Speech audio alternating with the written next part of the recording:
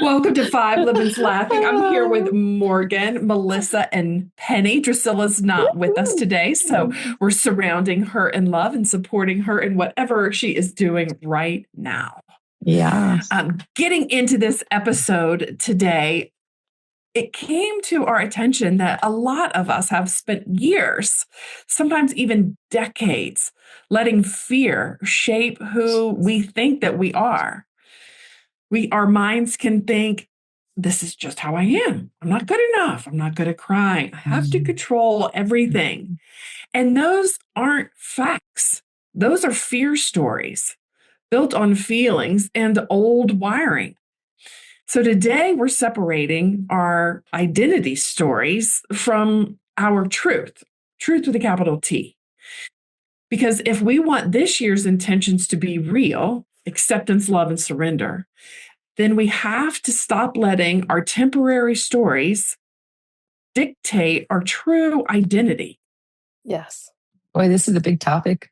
It is a big one. Oh, yeah. Thanks, Amanda. And it's pretty common across psychology, spirituality, human experience. There's a shared understanding there that fear doesn't just create feelings, it creates stories, that those stories get stuck in us. And fear tells us that what we feel means something, and it means something about who we are.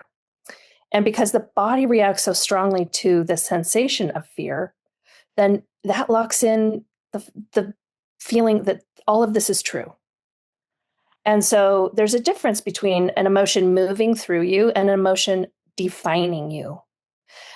So this is the year we're practicing noticing that difference without shame, without bypassing, and without pretending that we're not actually feeling that feeling.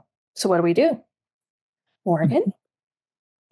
Thank you for that introduction. This is going to be a juicy one. I love what you said about the difference between emotion moving through you versus defining you. That feels very poignant. I'm hoping we're going to dig into that later. But okay, but let's start with a question. So, which feeling or feelings have you mistaken as who you are, as your identity, rather than just a feeling? And what is the story that you have been telling about you for all these years related to that feeling? You got all day? Lay it on us, Penny. Oh man, that's a really great question. And it's like the $1 million question, right? It's like what I have been unpacking for a great deal of my,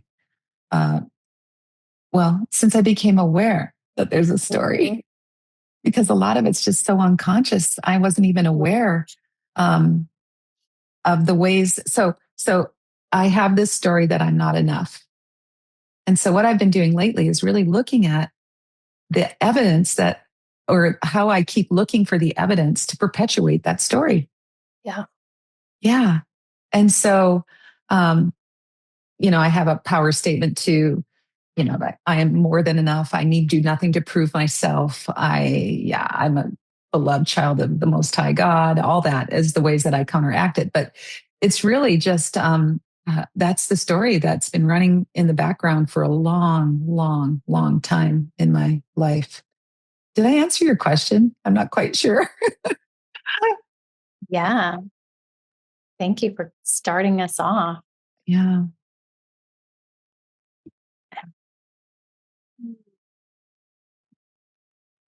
My big one. Oh.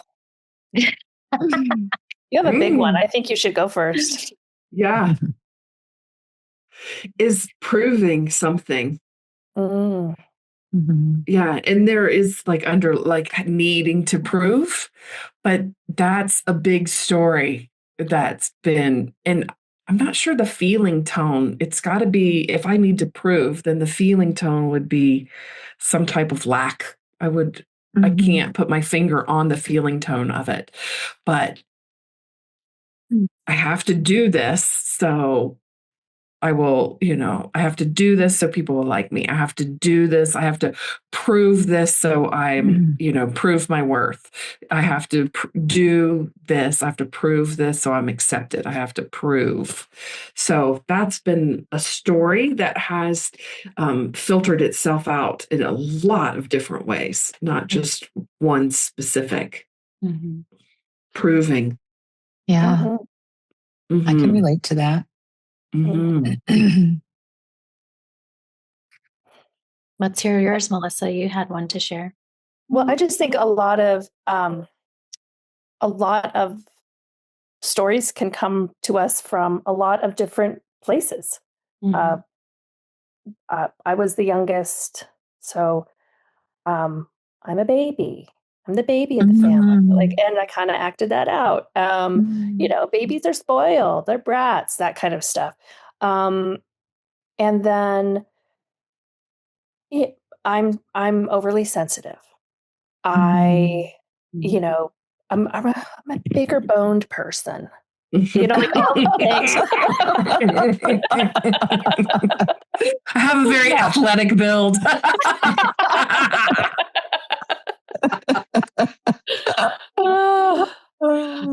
So it's my story. I'm sticking to it. Yeah. That's what my mom used to always say. That's a good point, Melissa. It's my story. I'm sticking to it. We love our stories, no matter how tragic they may be. And that's how we keep ourselves stuck in this episode. And we keep looking for evidence that story is true. Yeah. See, that person just acted like they didn't like me. So I must not be good enough to be liked. Yeah. And so it's so interesting and fascinating to watch. Yeah. So when do those become our identity? It's my story. I'm sticking to it. So now it's going to become my identity. And then we end up like, okay, this is almost all I know now because I've clung to it and I've made this who I am. So now what? I think it starts when we're very young and we keep building it. And it's like decorating a house. The work is never done. We keep building our identity around it and adding to and taking away throughout our whole life. But some of the ones that are formulated when we're younger, like they stick really hard. I mean, like for me, I was the black sheep and the one who was misunderstood and kind of like deeper than everyone else and more like just, and that story still threads through my life in subtler ways now, but definitely like a kind of outcast vibe. But also what I think is interesting, and I'm not sure if this has a place in the conversation or not, but it's coming to me. So I'm going to share it and we can see where it goes. Like there's a way that if you look in human design, astrology, all these different things, there's a way that other people perceive us and there's a way that we perceive ourselves. And they're not always the same. They're usually not the same, which I think it just kind of blows it all up right there. Like you see how untrue all of it really is, Yeah, that's why it's so important to have really good friends that can remind you who you are. Right? Yeah. Huh. Well, I think one of the big stories too is I'm all alone. I got to do this alone. I came in alone. I'm going to go out alone. I'm separate from everyone else. I got it so hard. I got to figure this out. And that's kind of the basis of A Course in Miracles. Like you're separated from your higher power. You don't realize that you have all the love and the worth and the expansion that your higher power has. You think you're someone separate from that. So I think that's like the bottom line here. Yeah, I think that's a really good example too, is that whole independence. I think a lot of us are very independent women here, strong, independent women. And that is like a laudable thing in the world of form. But independence is a form of isolation and it's a form of separation. And it's a form of like, I don't need anybody's support, but that can easily morph into I am unsupported and people don't support me and I have to do everything myself. And so, I mean, these little tangled webs we weave can start out so benign and innocent. Because I mean, independence and strength in and of itself. Those are not bad things, bad personality traits or bad ways to identify yourself, but they can easily get tangled up in these other stories of separation and isolation. Yeah. You're muted, Melissa, but I want to hear what you have to say. Sorry, I had to let my dog out. You didn't want to hear the barking. So I think when we live with some of those stories and then you sprinkle on the experiences that we have in life, like it's hard not to see that as truth. Like it's so reinforced, but it's only reinforced to the ego. It's only holding you in a weakened, fragile, scarce spot, not a full, peaceful, loving spot of God or the universe.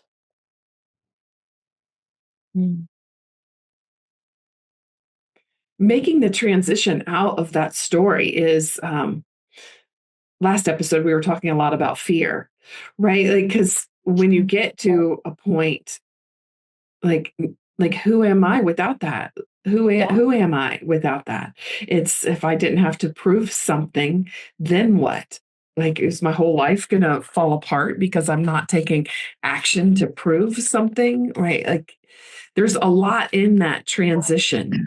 Morgan, you talked about the independent woman. I can only imagine, like, a woman, a single mom, or whatever, someone that has struggled to provide for herself and her family and to not look for outside help. Like even the topic of letting that go is like, why? I could just hear it. Like, why would you do that? That leaves you open. That leaves you vulnerable.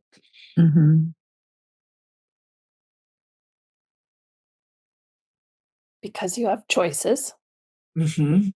And just because you've done it a certain way doesn't mean you have to continue to do that.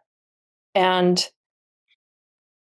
fear grips most of us into staying little, into staying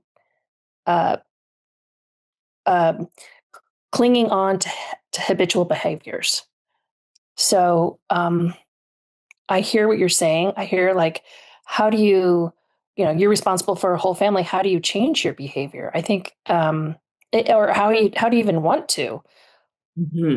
I haven't been in like the single mom position, but I have been in a very overcommitted position where it just started eating away at me. And so I had to make a different choice because of my health and my well-being and the health of my brain, the health of my emotions. And so I think people end up facing that kind of crossroads. And it's like you have to on you if you don't make space for it. It's like, and you need, if you are willing to just ask yourself, how is this really truly working for me? Is it working for me to be this independent, I don't need anybody type of person? Or could my life be more full and vibrant and healthy? Yeah. It's, I mean, I'm in a committed relationship, but I think it also depends on how you're raised too. What goes on in your family of origin, because I have always felt like I had to do it myself. I had to prove, it's that proving again, that I'm worthy. And because of some of the situations that I grew up in. And and I also got some evidence that when I depended on others, they shit on me. So of course I can't depend on people now because it's not going to work out so well, which is all a lie. I just have to tell you, it is not the truth with a capital T. It's not. But we're just looking for whatever evidence, that story that we're, perpetuating. Yeah. Yeah. And you know what just occurred to me? Sometimes that evidence shows up. It's like a self-fulfilling prophecy. No one supports me. I have to do it all on my own. But I haven't asked for support. We're just expecting people to read our minds and reach out and offer, like, hey, do you need help with those kids? Or hey, do you need me to pick up some groceries for you? I am a thoughtful, caring person, and I don't reach out to my friends and say, "Hey, yo, you want me to babysit your kids?" But if they asked me to, I would be there in a heartbeat. You know what I'm saying? And it's like we expect people to read our minds, and then they don't, and it fulfills that belief that we are all alone in this world and we are unsupported. And it's just like I shared, I think last or 2 weeks ago on our episode, that like I was in a dark space and having a bad moment. And I reached out for spiritual counseling and I reached out for prayer support. And just the act of asking for the support that I needed, it came flooding in and it shifted something for me. But it hadn't even occurred to me to ask for support until that moment. Like I spent, a week or more in despair and ickiness. So. Way to take action though, Morgan. Yeah. Way to wake up. Yeah. Snap out of it. Yeah.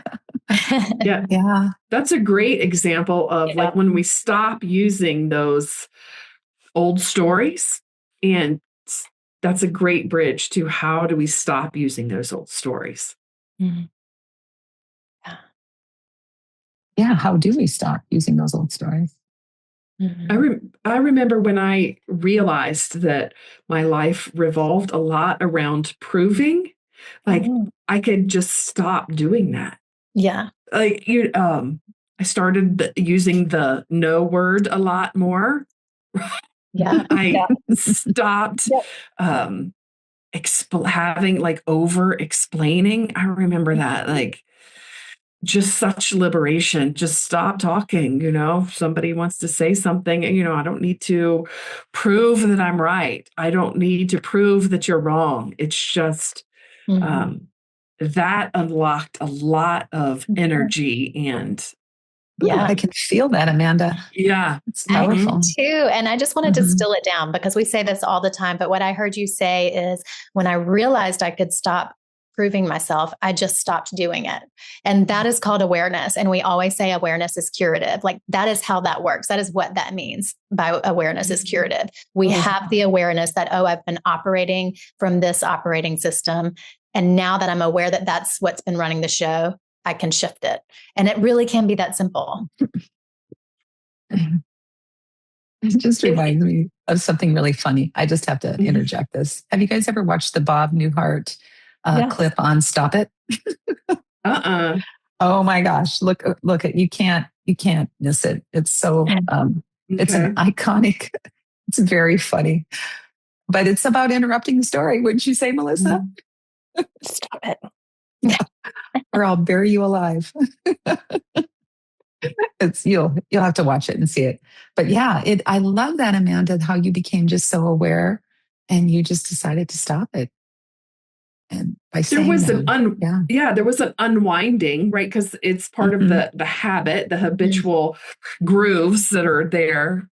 But once I started being aware of it, even if I was in the middle of it, eventually a little ding would go off and like, oh, look what I'm proving right now. And then I had the choice to stop it again. What was your comfort level as you started to unwind it?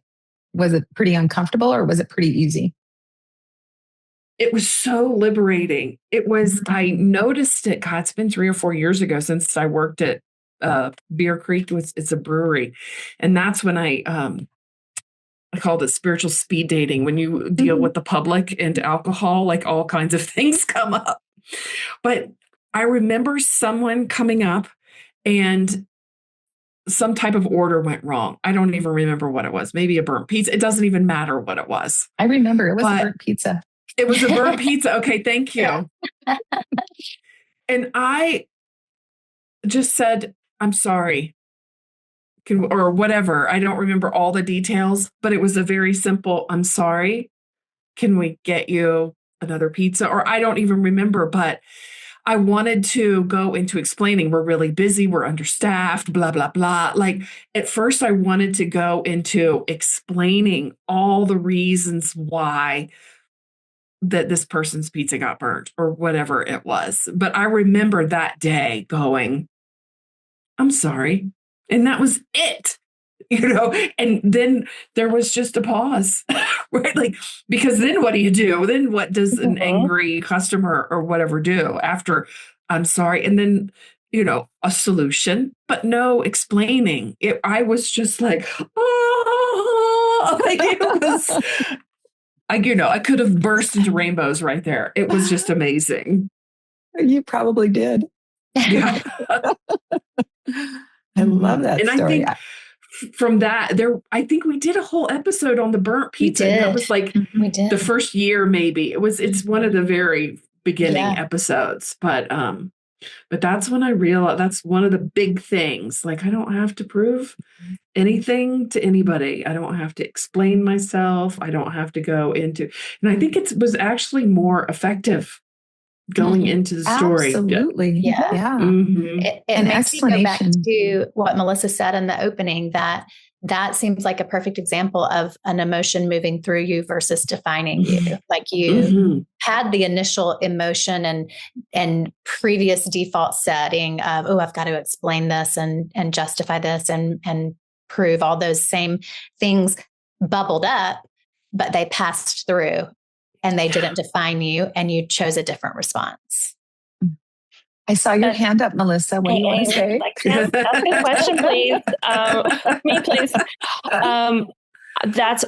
I'm on the same track as Morgan. And so what are the feelings that come up when you're trying to prove yourself? Like, what are the feelings that come up and make you go into that as a response, or that come up and like went through with the burnt pizza?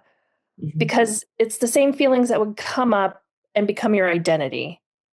And that's what we're talking about, like not doing the identity thing anymore with these passing feelings. So what were the feelings? I would say the first thing that came up was a panic, like this panic feeling, because I had someone in front of me that was disappointed. I had someone in front of me that was angry, right? I had to do something. So like this panic fixing feeling. And I'm so glad you asked that, because I don't know if I would have identified those feelings without that question. So that needing to fix, needing to. Do you feel like it was a disappointment in the pizza or a disappointment in you? I think like the reality says it has nothing to do with me, but that wasn't my operating system until I became aware, right? It was a very, I took it personally because this person was in front of me. This person, all of this stuff was a one-on-one interaction that I had to deal with. And so what was wrong with you? It was something was wrong, right? Like what the interaction was, this person, there was a better than, less than, like I was less than because there was not, the situation wasn't smooth. Does that make sense? Mm-hmm. Yeah. I'm just trying to see like why we're taking on the situation. So, it's not a disappointment pizza. It's not a disappointment in the pizza. It's a disappointment in Amanda. And how would that in the past have glued in as an identity for you? And I don't think like I was taking personal responsibility for the burnt pizza, but I definitely, it was mine to defend. Like it was my family. It was where I, like, so, my work family, it was my space. So I wanted to take on the role of defending. I wanted to take on the role of smoothing out, like making everything harmonious in my environment. So that was, I think that was a big part of my identity, was making peace, making the peacemaker, making things right. And then again, that's a proving thing too. I think a lot of us go into that. Like someone gets angry or disappointed about something, and it may or may not have anything to do with us, but it sends our nervous system into overdrive and we have to fix the situation. They're not allowed to be angry. They're not allowed to be disappointed, which is so not true. People are allowed their experiences and we don't have to control it. We don't have to fix it. But our nervous systems think that we do have to. But what a different experience it would be to just allow people to have their experience while we hold on to love and peace and compassion for their experience without having to change their experience or fix their experience. That would be such a different approach. Well, and I've started practicing that too. Sorry, Amanda, we want to finish your story, but yeah. I've heard you tell stories with your daughter. Yes, go ahead, Amanda. I was just going to say that I don't think it's possible to allow someone their space to do their stuff without practicing it on ourselves. I just don't think that it's possible. So I just wanted to say that. Can I just make sure that I understand what you're saying? Because I think what you're saying is if we don't allow ourselves to feel disappointed and to feel angry and to process that in a healthy way, but we feel like we have to shut it down and shift it as soon as possible, then we're not going to be comfortable allowing other people their experience of anger. Okay. Yeah. You said it so much better than I did. Thank you. Really awesome. Beautifully said. No, what I was going to say is that a lot of times when my husband would get upset, I thought that I had to do something. And I did. I did everything in my power to make it okay. And I took it on like I caused it. When I realized I didn't cause shit. It's his stuff. And so now when he gets fired up and disappointed or whatever, I just go, wow, I'm really sorry you're feeling that way or whatever. And it has been a practice. Let me tell you, it is one of the most challenging things I've had to do is to not take on other people's stuff because I'm so willing. Yeah. Well, are you able to maintain a balanced nervous system and stay connected to your own serenity and joy and peace while someone close to you is in a bad mood or is angry in your space? Sometimes yes, and sometimes no. I mean, it is really, truly, I have to really be conscious and aware. Like Amanda, when you became aware that you did not have to fix this customer, all you did is have to get him a new pizza, right? I mean, it was that simple. And so it depends on how connected I am to my loving heart, really, is what it boils down to. And so, that's where my own work, like you were saying earlier, my own work is so important because as I change myself, then the world changes. Yeah, it's amazing how that works.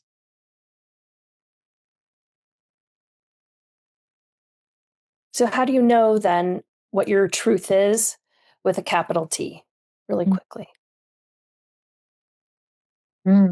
Really quickly. And it's just like a big, juicy question. Yes. We're going to slow it down.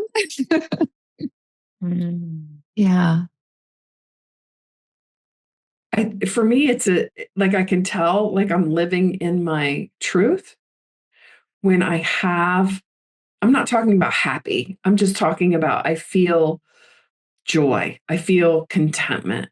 I feel calm. I was going to say the same thing, Amanda. It's how I'm feeling that I know that I'm in the capital T truth. I would say for me, it's that plus not reacting to what's happening out in the world like it has something to do with me, like it's about me. Yeah. We're so good at that, aren't we? Yeah. We're so egocentric. Everything revolves around us.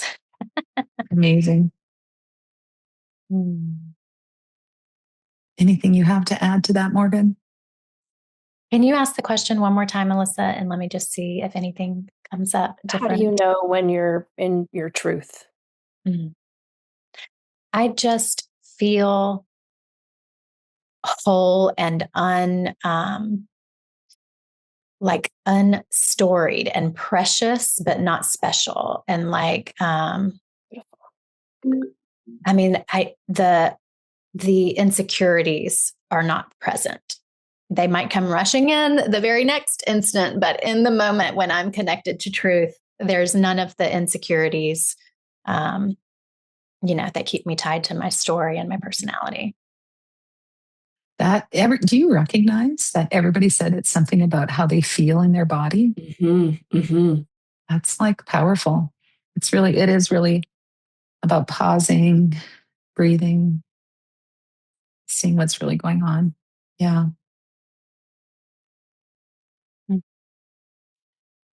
Yeah. So I think the only posted, I wrote a bunch of them, not a bunch, 5, but emotions can move through us versus become our identity, versus define us. And the story is not our identity. I mean, we just went over that. And we can interrupt the story with our awareness. So stop it and upgrade your operating system. I mean, Amanda, you upgraded your operating system in that moment.